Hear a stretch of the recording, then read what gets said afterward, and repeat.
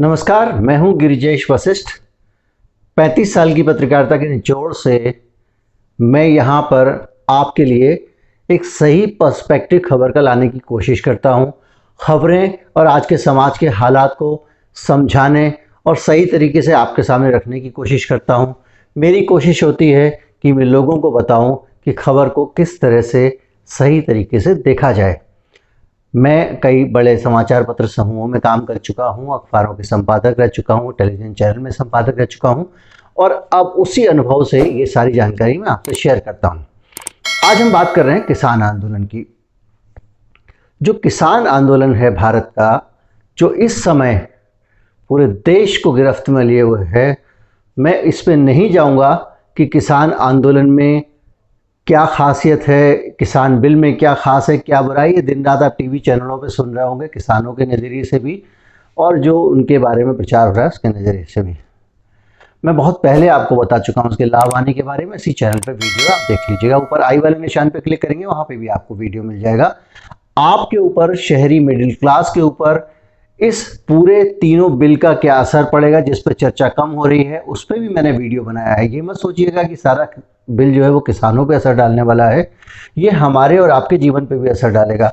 इसलिए ये भी समझने की ज़रूरत है। इस आई के निशान में मैं वो वीडियो भी डाल दूंगा। अब हम बात करते हैं कि भारत में जो किसान आंदोलन हो रहा है उसमें खास क्या है, नया क्या है, डिफरेंट क्या है।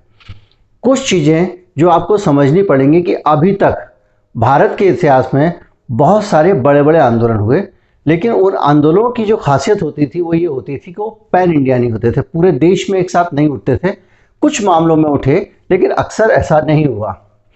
किसान आंदोलन कहीं कम या कहीं ज़्यादा उठ रहा होगा, लेकिन देश भर का किसान अपनी आवाज़ उठा रहा है। आज दिल्ली की सीमा पे हरियाणा और पंजाब के किसान अगर हैं तो इसका मतलब ये नहीं है कि बाकी देश में किसान आंदोलन नहीं कर रहे हैं। बिहार में भी बड़ी संख्या में लाल झंडे वाले किसान आंदोलन में लगे हुए हैं।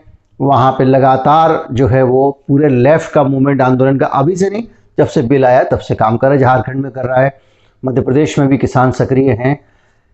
किसी राज्य में वो सक्रियता कम है, लेकिन इसका मतलब ये नहीं है कि रिजल्टमेंट कम है। तो पहली बात तो ये कि एक आंदोलन ऐसा आंदोलन है जो पैन इंडिया हो रहा है, पूरे देश में किसान इसको लेकर आंदोलित हैं और इसका विरोध कर रहे हैं। दूसरी चीज, असंख्य संगठन किसानों के इस आंदोलन में जुड़े हुए हैं। 30-40 के करीब संगठन इस आंदोलन में सक्रिय रूप से भागीदारी कर रहे हैं, लेकिन इतने दिनों में एक भी ऐसा संगठन नहीं है जिसकी राय कुछ अलग हो, यानी आपस में कोई मतभेद हो।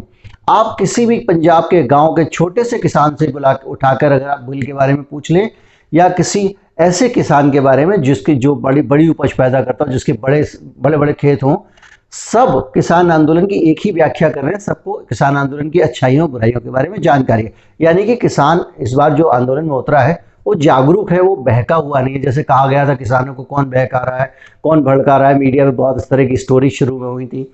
वो सारे मीडिया पे एक साथ स्टोरी होती है, अचरज होता है। सोशल मीडिया सेल पे भी वही बात, सारी जगहों पे आइडेंटिकल बात जो है वो होती है। उस पर मैंने वीडियो बनाया, आप देख सकते हैं इसी चैनल पे। खैर, तो इस आंदोलन की सबसे बड़ी बात यह है किसान जागरूक है, उसको पता है कि उसको किस मसले पर आंदोलन कर रहा है, इसलिए उस आंदोलन को कोई गलत दिशा नहीं दे सकता। क्योंकि अगर उसकी वो पर्टिकुलर मांग जो है, जो खास मांगे हैं, वो पूरी नहीं होंगी तो काम नहीं चलेगा। नंबर 3, इस आंदोलन की अगर आप मांग देखें तो कोई मांग है ही नहीं। इस आंदोलन की सबसे बड़ी खासियत यह है कि जो मांग भी है वो सिर्फ इतनी सी मांग है कि जो मुंह से कह रही है सरकार उसको कर दे। सरकार कह रही है एमएसपी रहेगी, किसान कह रहा है आप सिर्फ एमएसपी को कानूनी जामा पहना दीजिए। कोई भी बातें जो सरकार कह रही है, किसान कह रहा है इसको आप कानूनी जामा पहना दीजिए, उसको और कोई बात नहीं कर रहा है।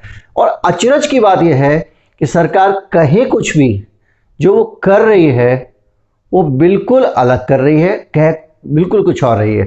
और जब किसान कहता है कि जो आप कह रहे हो वो कर दो, तो सरकार चुप बैठ जाती है। आज दिल्ली की सीमा पे किसान आ गए हैं, दिल्ली घिर गई है, तो सरकार की गंभीरता दिख रही है, सक्रियता दिख रही है। आपको भी लगता होगा कि साहब सरकार कुछ कर तो रही है, बातचीत तो कर रही है, लेकिन सितंबर से किसान, करीब 17 सितंबर से किसान जो हैं वो रेल रोक के बैठे हुए थे पंजाब में, कोई उनकी बात सुनने को तैयार नहीं था, कोई उनसे बातचीत करने को तैयार नहीं था। लेकिन ये इसके बावजूद एक कंसिस्टेंसी देखिए कि 3 महीने से किसान आंदोलन हो रहा है और आंदोलन बढ़ता जा रहा है।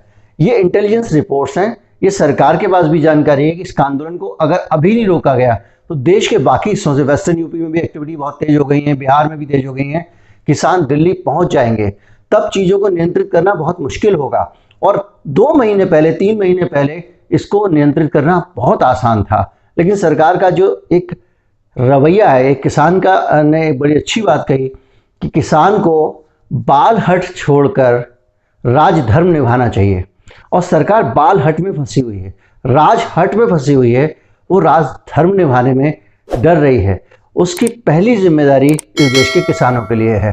तो दूसरी जो चीज़ मैंने आपको बताई किसानों की, हुई है कि इन किसानों को मांगों को लेकर कोई कन्फ्यूजन नहीं है। ये उस तरह का मामला नहीं है कि आप किसी से अचानक, जैसे कि मीडिया बार बार लोगों से रियलिटी टेस्ट ले रहा था, बताइए सीए क्या होता है, और कोई बताने में चूक जाए तो वो उसको ब्लो अप कर देते थे। लेकिन इस चुनाव में जो किसी गली सड़क मोहल्ले में कहीं पे भीड़ में खड़े हुए किसान से भी अगर बात करते हैं तो वो तुरंत बता देता है किसानों की मांग क्या और वो क्या करना चाहते हैं। ये बहुत बड़ी ताकत है इस आंदोलन की, क्योंकि आंदोलन को अगर आंदोलन में शामिल एक एक कार्यकर्ता, एक एक किसान अगर मुद्दा जानता है तो आंदोलन की जीत पक्की है, क्योंकि आंदोलन का जो संदेश है वो दूर तक जाने वाला है। अगर किसान मांगों के बगैर भी लौट जाएंगे तो ये आंदोलन में वोट में कन्वर्ट होगा, ये बात जान के चलिएगा। वोट की चोट जो है वो लोग करेंगे।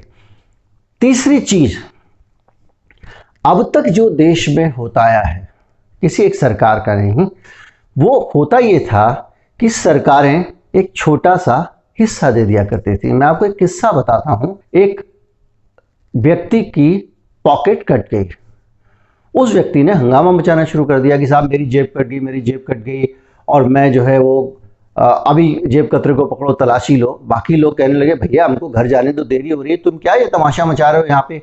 बोले ना, मैं तो घर नहीं जाऊँगा, अब बस रोक के रखो, पुलिस को बुलाओ, मेरी जेब कटी है, मैं तो अन्याय नहीं सहूँगा। बाकी सारे लोग लगातार उसको समझाते रहे, भाई तेरी जेब कट गई है तो कोई बात नहीं, लेकिन वो मानने को तैयार नहीं थे। भीड़ के अंदर से एक आदमी उठा और उसने अपनी जेब से पैसे निकाले, कहा भाई तुम्हारे टिकट के पैसे मैं दे रहा हूँ, लेकिन प्लीज़ हंगामा मत करो और घर चलो। पैसे देने वाला आदमी पता है कौन था? वही जेब कतरा था जिसने किसान के सारे, उस मुसाफिर के सारे पैसे चुका लिए थे। ये जो उदाहरण है ये हमेशा से हमारी सरकारें करती आई हैं। वो आपको लूट लेती हैं और 600 रुपये की एक खैरात, 200 रुपये की खैरात, 400 रुपये की सब्सिडी वो आपको दे देती हैं और आप खुश हो जाते हैं। इस बार किसान नहीं मान रहा है, इस बार उसको खैरात नहीं चाहिए, इस बार उसको छोटी सब्सिडी नहीं चाहिए। वो कह रहा है कि मुझे मेरा हक दो, मेरी फसल की कीमत मिलनी चाहिए, और मेरी फसल की कीमत जो है उसमें सरकार धांधली ना करे। सारा का सारा आंदोलन इस बात पे टिका हुआ है। और बड़ी बात यह है कि आंदोलन लगातार बढ़ता जा रहा है, किसानों के कंसेप्ट एकदम क्लियर हैं, और इन सारी चीज़ों को मिलाने के कारण इस बार आंदोलन जो है थोड़ा गंभीर इसलिए हो गया है कि जो मीडिया ड्रिबलिंग कर रही है, बीच बीच में खालिस्तानी आगे बोलने लगती है, इनको कोई भड़का रहा है बोलने लगती है, कभी बोलने लगती है कि इसमें वो एक डिबेट में टीवी में सुन रहा था कि शाहीन बाग के लोगों का इसको क्यों बुलाया, क्या किसान कम थे? ये एक एंकर साहब हमारे देश के जाने माने सवाल पूछ रहे थे। अरे भाई, आंदोलन में कोई भी शामिल होने आ सकता है, कोई बुलाने की ज़रूरत पड़ती है क्या? लेकिन उसका उत्तर जो किसान नेता था, जो किसानों का प्रतिनिधि था, उसने बड़ा साफ दिया। उसने कहा कि हाँ, हमने तो उनको नहीं बुलाया, लेकिन जितने आए हैं बगैर बुलाए वो भी तो गिन लो, उनकी बात भी तो करो।